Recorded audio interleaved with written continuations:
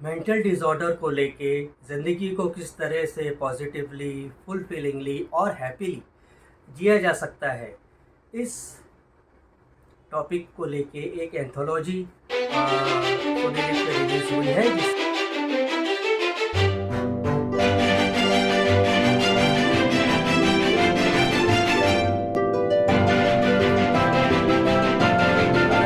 अलग-अलग mental disorder के बारे में हमको बताती है। कुछ तो नोन है, कुछ अननोन है, लेकिन सारी कहानियों में जो सबसे अच्छी बात है, जो सबसे खूबसूरत बात वो ये है कि कितनी भी भारी परेशानी क्यों ना हो, अगर हम चाहें और हमारे अंदर पॉजिटिविटी है, हमारे अंदर प्यार है, कंपैशन है और सपोर्ट सिस्टम है और हमारे अंदर इंसानियत है, तो हम कोई भी मेंटल ऑर्डर से हम किस तरह से लड़ सकते हैं और उससे जूझ कर एक कितनी बहुत ही खूबसूरत और बेहतर ज़िंदगी जी सकते हैं। तो चलिए ज़िंदगी नामा की 6 कहानियों पे गौर करते हैं। जो सबसे पहली कहानी है उसका नाम है स्वागतम और इसमें श्रेयस तलपड़े और अंजलि पाटिल की मुख्य भूमिका है। और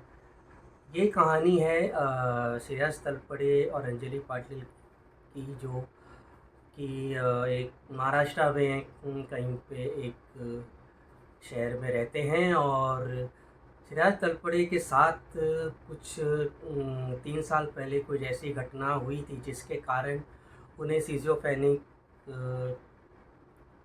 के अटैक आने लग गए और उनको ऐसा डर लगने लगा कि पुलिस उनको पकड़ के ले जाएगी। वो अपने आप को पूरा कवर करके रखते हैं घर के अंदर उन्हें सब जगह कागज़ वागज़ लगा के रखे हैं और इसी फ़ियर और इसी डर से वो बाहर नहीं निकल पाते हैं। और जब भी वो अगर बाहर निकलते भी हैं तो लगता है कि लोग उनका पीछा कर रहे हैं, किसी पुलिस को देखते हैं तो उनको लगता है कि पुलिस उनके पीछे पड़ी है। और अंजलि पाटिल जो एक अपने पति का पूरा साथ निभा रही हैं और वो परेशानी से गुजरी हैं, साथ ही साथ उनके ऊपर उनको कि शायद थोड़े कुछ काम कर नहीं पा रहे हैं तो उनको भी सारा कुछ देखना पड़ता है अपने काम के प्रेशर और पति के इस प्रॉब्लम्स के कारण। वो काफ़ी प्रेशर में हैं, पर वो कैसे भी राज़ी खुशी हंसते खेलते इस प्रॉब्लम से वो जूझ रही हैं। उनकी ज़िंदगी चल रही तभी अचानक श्रेया तलपड़े के किसी एक पल के अंदर एक खुशी की एक लहर आती है और वो उस शादी में जाना चाहते हैं और बहुत अच्छे कुक हैं, तो वो डिसाइड करते हैं कि वो अपने दोस्त के लिए एक बहुत बहुत अच्छी उनकी पसंदीदा मिठाई वो बना के ले जाएंगे। मिठ- और क्या वो उस शादी में जा पाते हैं और उस शादी में जाते हैं तो क्या होता है और उसकी आगे जाके किस तरह से आइडेंटिफिकेशन मिलता है और किस तरह से रियलाइजेशन और किस तरह से बहुत ही पॉजिटिव नोट से ये कहानी ख़त्म होती है, जिसके अंदर एक उम्मीद है, एक होप है, एक पॉजिटिविटी है और एक एश्योरेंस है कि अगर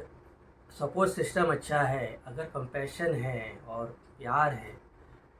और आपको मेंटल डिसऑर्डर जिससे जो गुज़र रहा है उसको समझने की समझने वाला कोई उसके साथ है, तो ज़िंदगी काफ़ी खूबसूरत हो सकती है।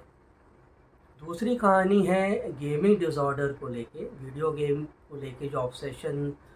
हो जाता है वो किस हद तक पहुंच जाता है उसको लेके दूसरी कहानी है जिसका टाइटल है पर्पल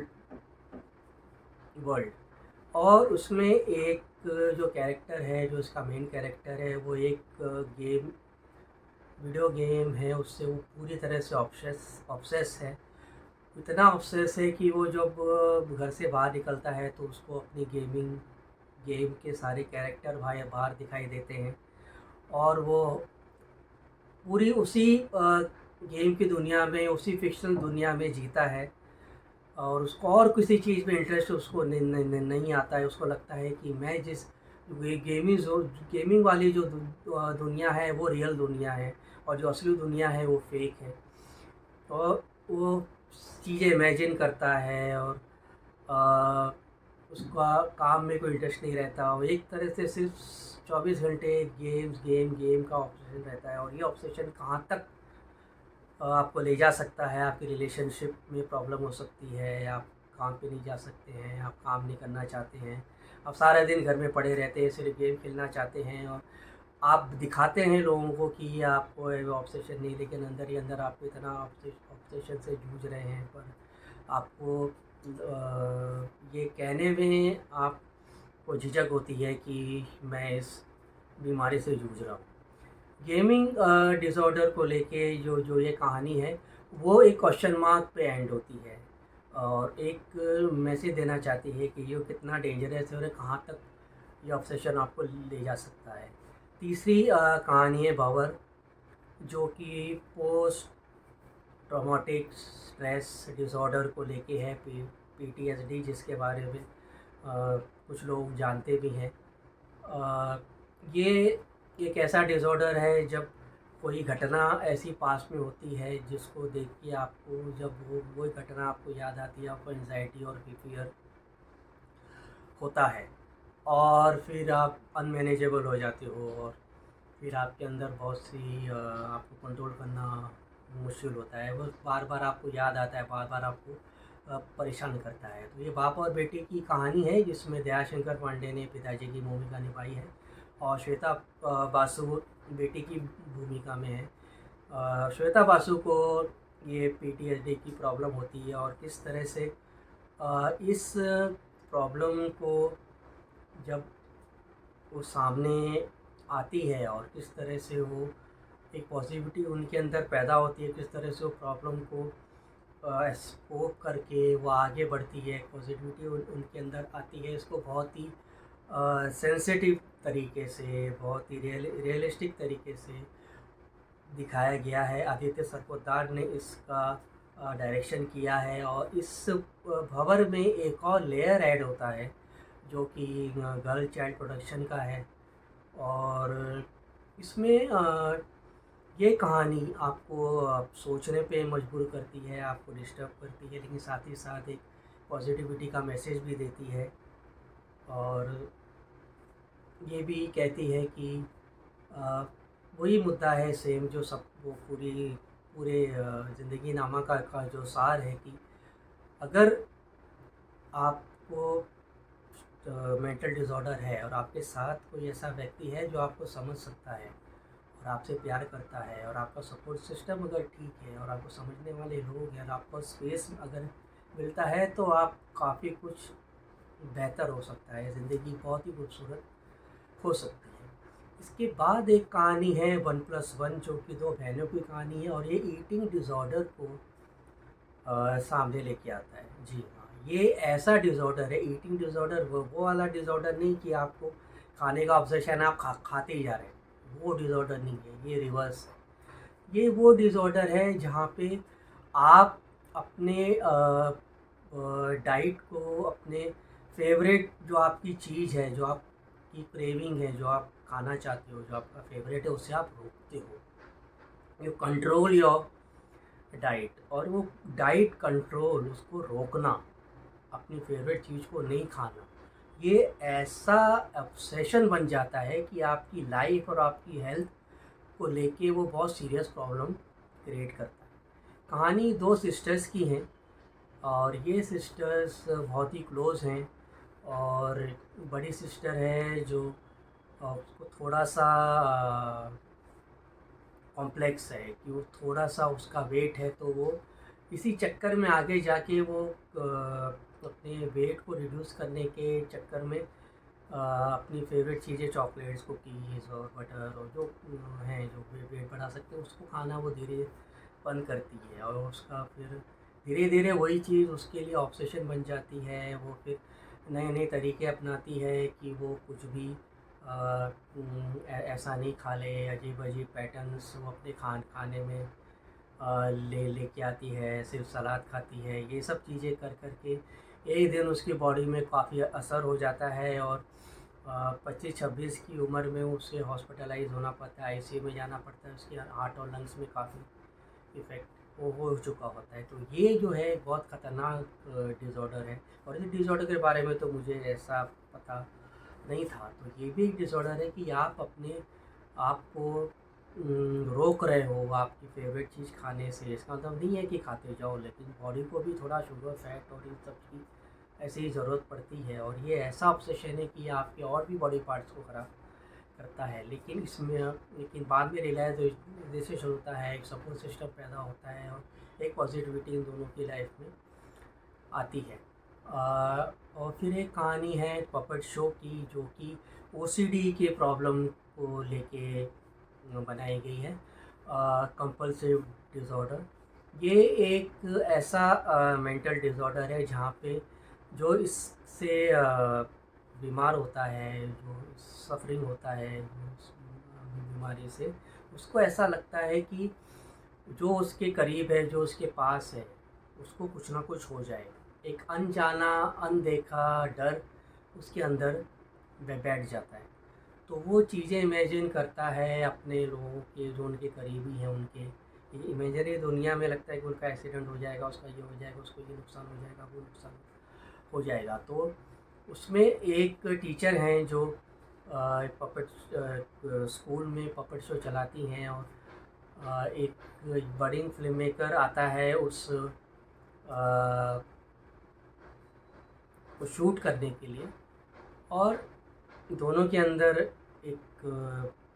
फ्रेंडशिप होती है। लड़की जो है वो ओसीडी से गुज़र रही है, काफ़ी कुछ रिकवरी उसकी हो भी चुकी है, और वो उससे बहुत ही अच्छे तरीके से, बहुत ही खूबसूरती से उससे लड़ रही है, बच्चों को प्रोत्साहित कर रही है, पपेट शो कर रही है। लेकिन उस लड़के के करीबी आ जाने से अचानक एक दिन किसी कारणवश वो ट्रिगर हो जाता है, और ट्रिगर होने के बाद जो चीज़ें सामने आती हैं, और उसके बाद जो एक सपोर्ट सिस्टम खड़ा होता है, और जिस तरह से उस चीज़ को हैंडल किया जाता है, उसके अंदर जो एक ह्यूमैनिटी, एक लव, केयर, कंपैशन जो इसमें नज़र आता है, वो एक उम्मीद छोड़ देता है, और ये आपको दिल को छू जाता है। सारी कहानियाँ आपके दिल को छूती हैं, और आपको एक पॉजिटिविटी और एक हैप्पी लिविंग का एक मैसेज आपको देती हैं। लास्ट कहानी है वो है केज, जो कि आपके अंदर जो आप अपनी एक पहचान, आप क्या हो, आपका सेक्सुअल ओरिएंटेशन क्या है, उस जद्दोजहद को लेकर ये कहानी है केज। क्योंकि काफ़ी ऐसे आंकड़े हैं, ऐसा माना गया है, और ऐसे आंकड़े भी हैं कि जिन जो एलजीबीटी कम्युनिटी के जो लोग होते हैं, जो उनके अपने सेक्सुअल ओरिएंटेशन के बारे में जब वो अपने आप से जब वो जूझते हैं उससे, तो उनको सबसे बड़ी प्रॉब्लम तब होती है जब वो उस चीज़ को बाहर निकाल, लोगों के सामने कैसे रखें। मैं ये हूँ, मैं दुनिया से अलग हूँ, तो अब मैं किस तरह से लोग मुझे एक्सेप्ट करेंगे। तो उस चीज़ को लेके उनके अंदर काफ़ी एंजाइटी होनी शुरू हो जाती है, और एंजाइटी होती है, उनको बहुत सा मेंटल प्रेशर होता है। तो ऐसे में काफ़ी कुछ गलत कदम भी उठा लेते हैं। तो इस पिंजरे में कैद है एक टीनेजर लड़का, जो किसी गांव में रहता है, और उस गांव में एक यंग लड़का आता है, सुमित व्यास वो कैरेक्टर प्ले कर रहे हैं। उस गांव में जो एक यंग एंटरप्रेनर आता है, उस गांव की जो ज़मीन है सुमित व्यास के पिताजी की है काफ़ी ज़मीन, और वो ज़मीन बेचना चाहते हैं। तो इसी चक्कर में वो गांव में आते हैं, और उस यंग टीनेजर बच्चे से मिलते हैं, जो पढ़ाई में काफ़ी अच्छा है, और सबको लगता है कि डॉक्टर बनेगा, पर उसका इंटरेस्ट कुछ और है। वो एक तो अपने सेक्सुअल ओरिएंटेशन को लेके काफ़ी परेशान है, दूसरा वो लिटरेचर करना चाहता है, वो निकलना चाहता है इस बिजनेस, क्योंकि उसे कोई सांसा भी नहीं पाएगा, उसको ऐसा लगता है। सुमित व्यास जब उससे मिलते हैं, जब उनको वो अपनी प्रॉब्लम जब उसको बताता है, तो उनको भी अपने वो भी उस दौर से गुजर चुके हैं, वो भी एलजीबीटी कम्युनिटी के हैं, और वो उसको समझते हैं, उसे सपोर्ट करते हैं, उससे उसको एक उम्मीद मिलती है, एक सहारा मिलता है, एक सपोर्ट मिलता है, एक उनके अंदर एक ताकत आती है, मोटिवेशन मिलता है, और वो अपने पिंजरे को तोड़ के वो बच्चा गांव से बाहर चला जाता है और अपनी सेक्सुअल ओरिएंटेशन जो उसकी है वो उसे अ, समझता है, और वो ट्रांसजेंडर है और उसी रूप में रहता है जो रूप में वो रहना चाहता था। तो ये भी एक दिल को छू लेने वाली एक कहानी है। इसमें पॉजिटिव है, इसमें होप है, इसमें एक्सेप्टेंस है, इसमें सबको इक्वल समझने वाली बात है। तो काफ़ी कुछ मैसेज, काफ़ी कुछ पहलू, काफ़ी कुछ लेयर्स, और काफ़ी पॉजिटिविटी, काफ़ी होप और काफ़ी उम्मीद से भरा ये एंथोलॉजी है। इसमें बेहतरीन परफॉर्मेंस है, दिल को छू लेने वाले मोमेंट्स हैं, कहानियाँ अच्छी हैं, दिल को छूएंगी आपको। मेंटल डिसऑर्डर जिससे जो लोग गुज़र रहे हैं उनकी ओर आपका नज़रिया पॉजिटिवली बदलेगा। आप उनको अच्छे नज़र से देखोगे कि इंसान कुछ ऐसा, उनके खाली एक माइंड में कुछ ऐसा है, ब्लॉक है या जो भी है, वो